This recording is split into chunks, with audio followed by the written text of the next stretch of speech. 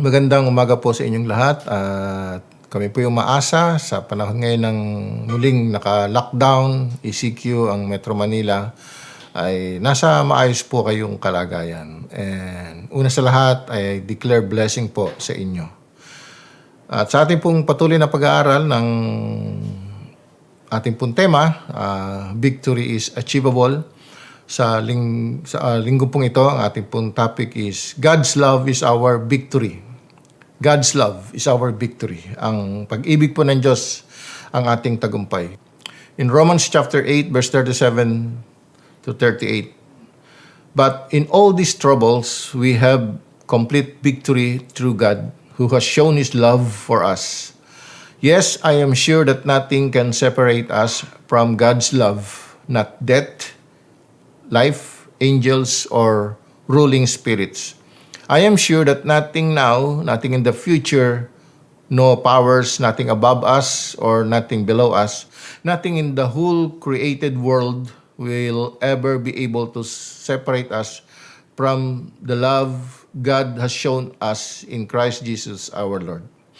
So, nais ko pong i-discuss sa araw pong ito na yung pong pag-ibig sa atin ng Diyos, yung ating pong natanggap nating pag-ibig sa Panginoon Diyos ay isa na pong tagumpay. Dahil nung hindi pa tayo kumikilala sa Panginoon Diyos, tayo po'y kaaway niya, tayo po ay patungo sa kapahamakan. Pero dahil sa kanyang habag at awa sa atin, yung pag-ibig niya, pinagkaloob niya dito sa mundo para kung sino man ang manampalataya ay magkaroon ng buhay na walang hanggan. So yung pag-ibig po ng Panginoong Diyos sa atin ay resulta to ng buhay na walang hanggan para sa atin. So, nais ko pong talakayin natin, we have a complete victory through the love of God. Mayroon po tayong ganap na tagumpay dahil sa pag-ibig ng Diyos. Unang punto, in spite of our failures in life, His love never stopped. In spite of our failures in life, His love never stopped. Sa kabila ng ating mga pagbagsak o kapalpakan sa buhay, ang pag-ibig ng Diyos ay hindi tumigil. Sa kabila ng mga kasalanan nating nagawa, ngayong mananampalataya tayo, sinasabi ko po to, sa kabila ng paulit-ulit, sabihin na natin, o madalas nating paggawa ng kasalanan, hindi tumigil si Lord na mahalin tayo.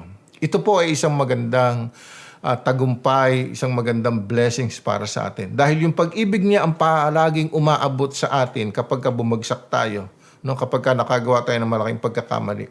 Hindi niya isinasara ang pinto ng pagtanggap tuwing nalalayo tayo sa Kanya. Okay? Ang ating pong halimbawa rito ay yung the prodigal son. Mula po sa aklat ni Lucas, Luke chapter 15 verse 20 to 23. Ang sabi dito nung kwento, nung yung bata ay umalis at inaksaya niya lahat ng nilustay niya ang kanyang perang minana sa kanyang tatay, nagkaroon po ng tinatawag na taggutom doon sa lugar niya at nawalan na siya ng pera at naging tagapag-alaga na lang siya o tagapagpakain ng baboy. At kaya lang dumating sa punto na naisip niya na kung saan mukhang hindi tama yung kanyang kalagayan ngayon. So basahin po natin, sabi rito, so he got up and started back to his father. He was still a long way from home when his father saw him. His heart was filled with pity and he ran, threw his arms around his son and kissed him. Father, the son said, I have sinned against God and against you. I am no longer fit to be called your son. But the father called his servants. Hurry, he said, bring the best robe and put it on him. Put a ring on his finger and shoes on his feet. Then go and get prize calf and kill it, and let us celebrate with a feast. So, yung pong pag-ibig ng ama sa anak niya na kahit na nilustayan lahat ng kanyang mga namana at pagkatapos ay bumalik ng walang-wala, yung pong pag-ibig ng ama ay hindi po huminto. Ganon din po sa atin. Sa kabila na kahit tayo ay malaki yung nagagawang pagkakamali sa Diyos, yung kanyang pag-ibig ay hindi huminto sa atin.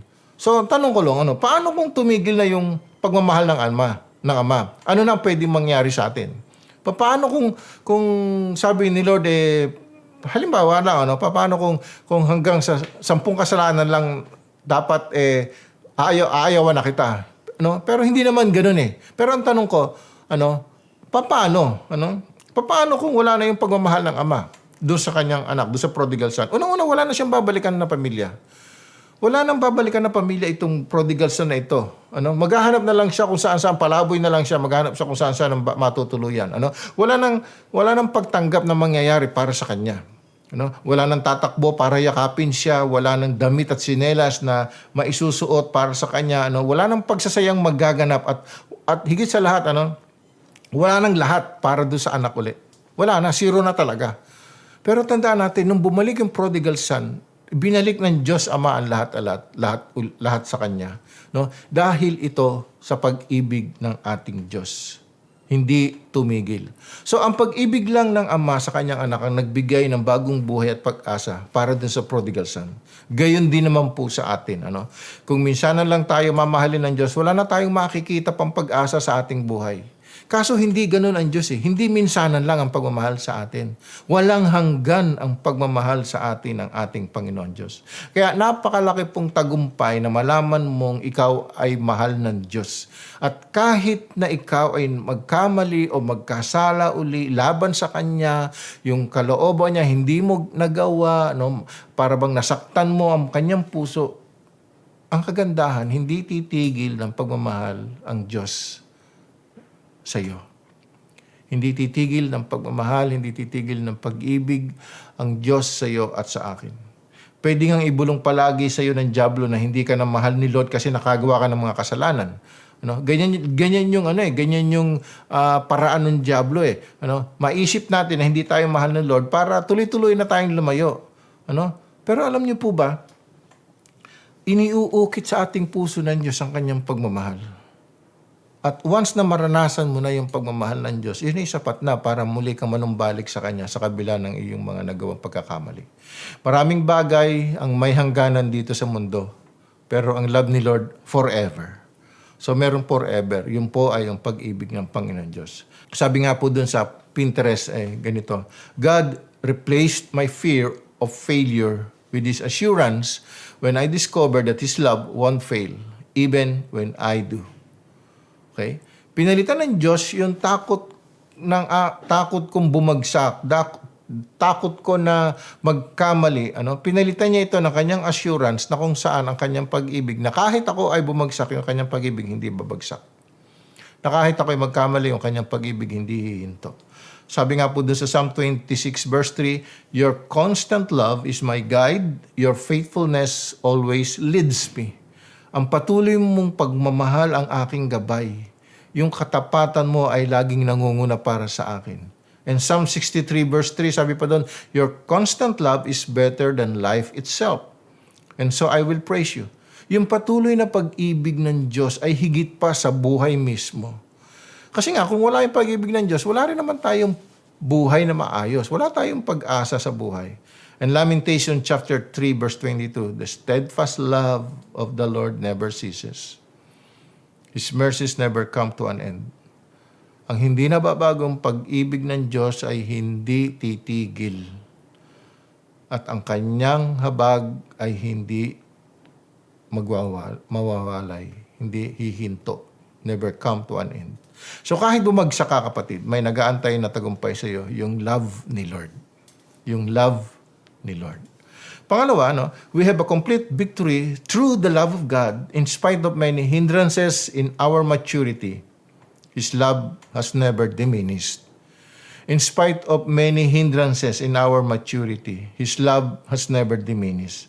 Sa kabila ng maraming hadlang at mabagal na paglago ng ating pananampalataya o ng pag-grow natin, hindi tayo mag-matured agad, pero yung kanyang pag-ibig hindi nababawasan. His love never diminishes. Isa sa malaking problema ng bawat mananampalataya, ang bawat Kristiyano, ay mabagal ng pag-grow sa faith. Makita man natin siya na very active siya sa service, malalaman natin din bigla na bakit siya nawala, tumalikod agad-agad kay Lord, Isipin natin na immature pa siya. Kapag nakabalita tayo ng isang leader o worker ng church nakagawa ng malaking pagkakamali sa buhay, iniisip natin agad na ano ba naman yan, tagal-tagal na pero ganito pa rin, kakamali.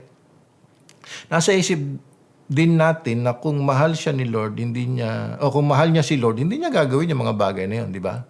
Lagi natin sinasasabi yun eh. Hindi niya siguro mahal si Lord. Kulang pa yung pag-ibig niya kay Lord. Lahat tayo, bilang anak ng Diyos, ay may mga area sa faith kailangan pang mag-grow. Hindi overnight ang pag-mature o ang pag-grow ng isang Christian. Madalas nga, matagal ang paglago nito. Pero sa kabila ng maraming sagabal sa ating paglago sa pananampalataya, kailanman ay hindi nagalit si Lord o hindi niya tayo tinakot o binigyan ng warning na babawasan ko na yung love ko sa iyo o kaya hindi na kita love. Hindi ganun si Lord.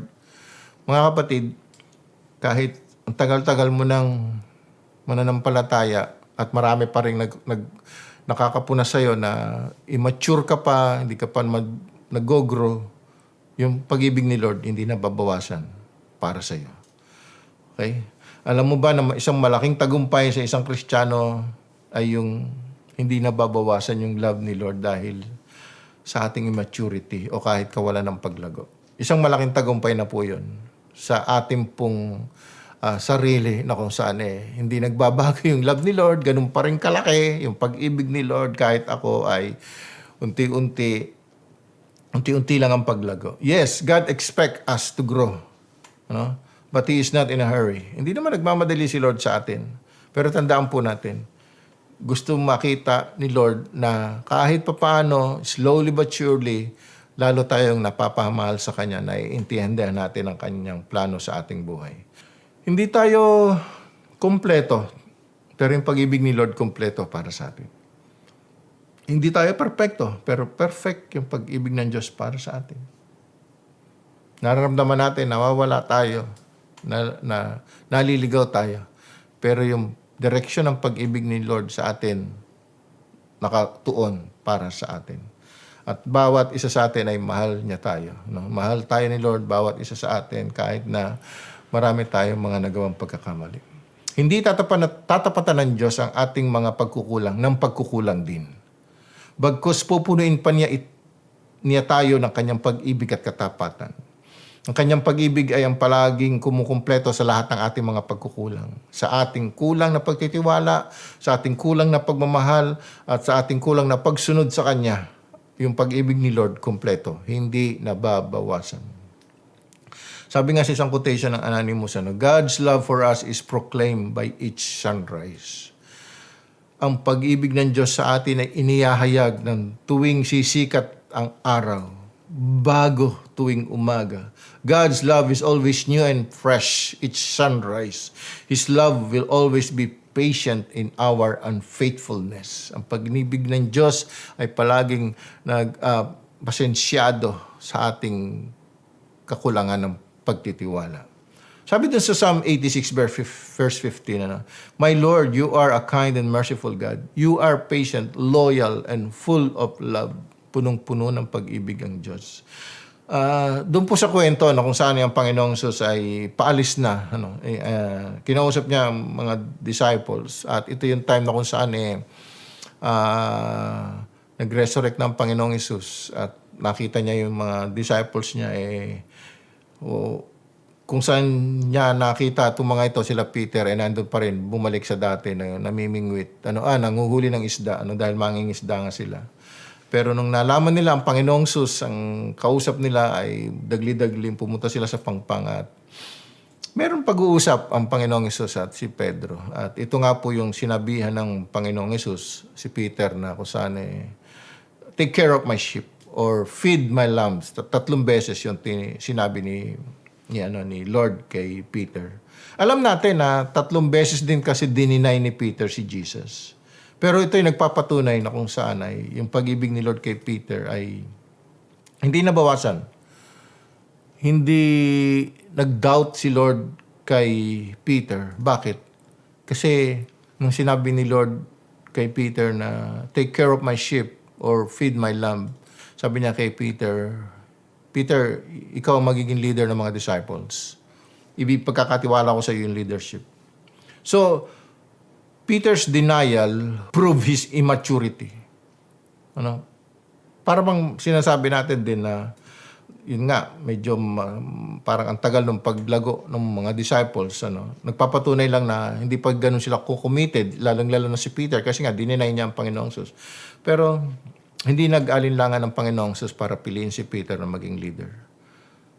Lagi nating iniisip na ang pagkakamali ng isang Kristiyano nagpapatunay ng kanyang immaturity or unfaithfulness.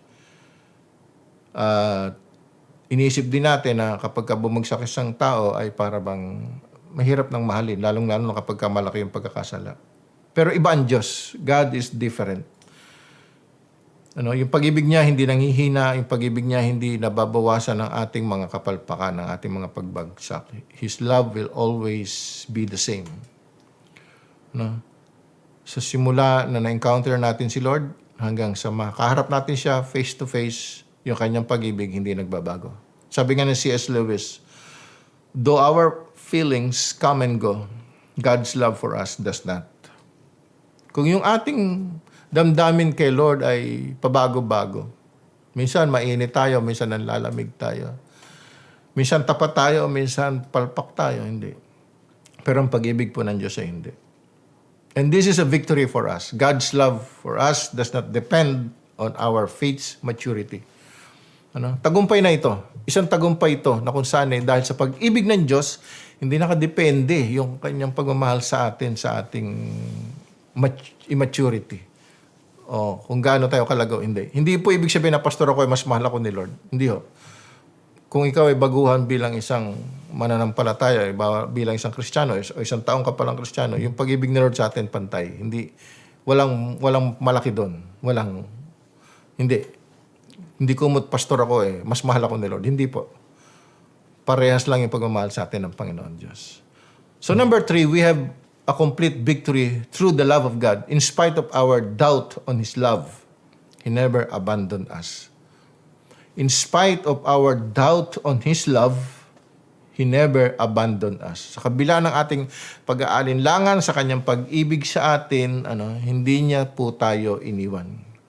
So, doon po sa aklat ng Exodus, yung mga Israelites ay paalis mula sa Ehipto at dadalhin sila sa lupang pangako. Nabasa natin na maraming beses na kung saan parang pinag-alinlanganan ng mga Israelites yung kapangyarihan ng Panginoon Diyos. At mismo yung lupang pangako para sa kanila hindi worth para ma-possess, hindi worth para makarating pa doon. Bakit? Ilang beses ba silang gustong bumalik sa Ehipto? Maraming beses.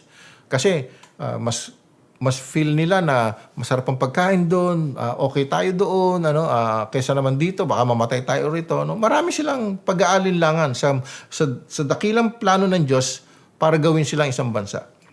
Iniwan ba sila ng Panginoon? Hindi. Hindi sila iniwan ng Diyos. Hindi sila nilayuan ng Panginoon Diyos. Ganon din po sa buhay natin ngayon.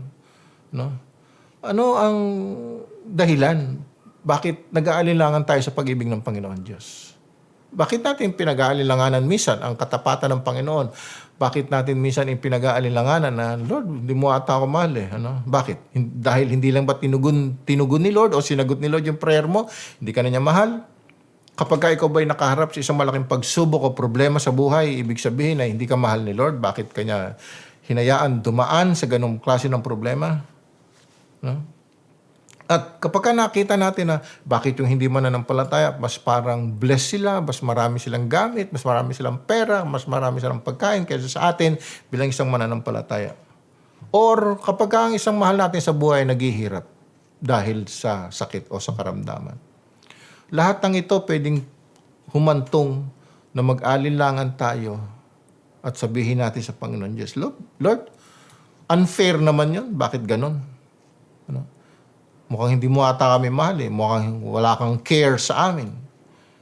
Pero, meron ba kayong maririnig kay Lord? Wala.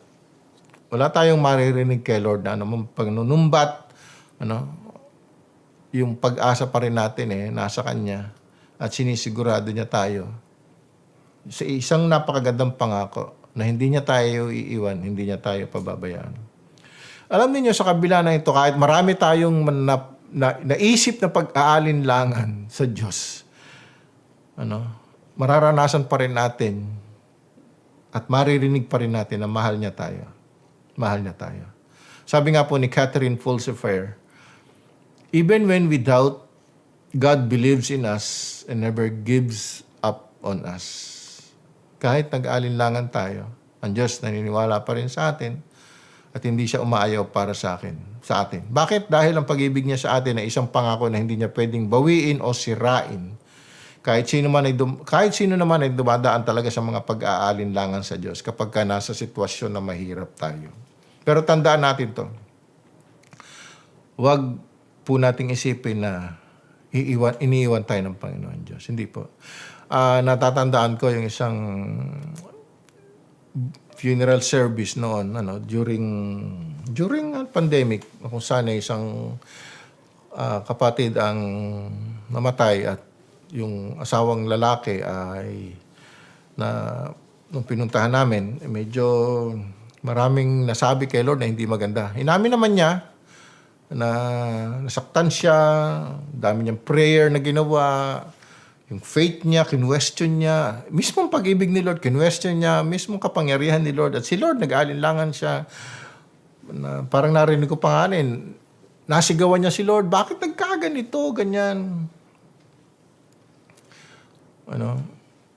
Pero dumating pa rin sa punto na wala siyang narinig na panunumbat kay Lord. Hindi pa rin siya iniwan ni Lord. Hanggang doon sa service na yun, nasabi niya na hindi nagalit si Lord sa kanya. Hindi binawasan ni Lord ang kanyang pagtingin sa kanila, pamilya, sa kanilang pagmamahal sa kanya. Muli niyang naranasan yung dakilang pag-ibig ng Panginoon Diyos, yung pag-iingat ng Panginoon. And na-realize niya na doon lang pala si Lord. Madali nating nasasabi ito na tiwala ka lang kay Lord, pero in a real condition, sa katotohanan, sa totoong buhay, at sa totoong kondisyon ng ating puso, minsan lumilitaw yung pag-aalinlangan. Pero ang Diyos, patuloy niya pa rin ibinubuhos yung kanyang pag-ibig sa atin. Kailangan natin laging pasalamatan ng Panginoon Diyos dahil hindi niya tayo iniiwan kahit na nag-aalinlangan tayo sa Kanya at kahit alam niya na pag-ibig natin sa Kanya nanlalamig, hindi pa rin niya tayo nilulubayan. Sabi doon sa Deuteronomy 31 verse 8, "The Lord Himself will lead you and be with you. He will not fail you or abandon you. So do not lose courage or be afraid." So in conclusion, God's love is our victory. Ang pag-ibig ng Diyos ay ating tagumpay because His love never stops loving us. His love does not diminish no matter what. Hindi nababawasan ang pag-ibig ng Diyos ano man ang mangyari. And His love is always present in our hearts. Lagi pong nariyan ang pag-ibig ng Diyos sa ating mga puso. I pray na, kapatid, muni-munihin mo, alamin mong maigi ang pag-ibig ng Diyos sa iyo. Ano man ang mangyari, hindi ka niya iiwan. Hindi titigil ang pag-ibig ni Lord sa iyo. Hindi nababawasan ang pag-ibig ni Lord sa iyo. So tayo po'y manalangin. Lord, maraming salamat dahil totoo, yung pag-ibig mo sa amin ay dakila. Napakalawak, napakalaki, napakalalim. Napakataas ng pag-ibig mo sa amin. Walang katulad ang pag-ibig mo. Na kahit sa kabila na hindi namin kayang tapatan ng pag-ibig mo, hindi ka tumitigil sa amin para mahalin kami. Hindi nababawasan ang pag-ibig mo sa amin. Kahit kami, nababawasan yung pagtitiwala namin sa iyo. At higit sa lahat, hindi mo kami iniiwan. Kahit feel mo na hindi ka namin napapriority sa buhay. Lord, dalangin ko na ilagay mo sa aming puso ang pag-ibig mo. Para itong pag-ibig mong ito ang palaging magbibigay ng saya, magbibigay ng lakas sa aming puso, sa aming pagtitiwala sa iyo. Sa panahong ganito muli ng pandemya, hindi pa rin natatapos, pero yung pag-ibig mo, higit sa lahat, walang katapusan. Kaya marami pong salamat, Panginoon, sa araw na ito, sa aming pong muling pagtanggap ng mga salita mo. Dinadakila ka namin, Panginoon Diyos. Maraming pong salamat sa iyo. Sa pangalan ni Jesus. Amen. at amen. Maraming salamat po sa inyo at pagpalain po kayo ng ating Panginoon Diyos. At muli, next Sunday, magkita-kita po ulit tayo.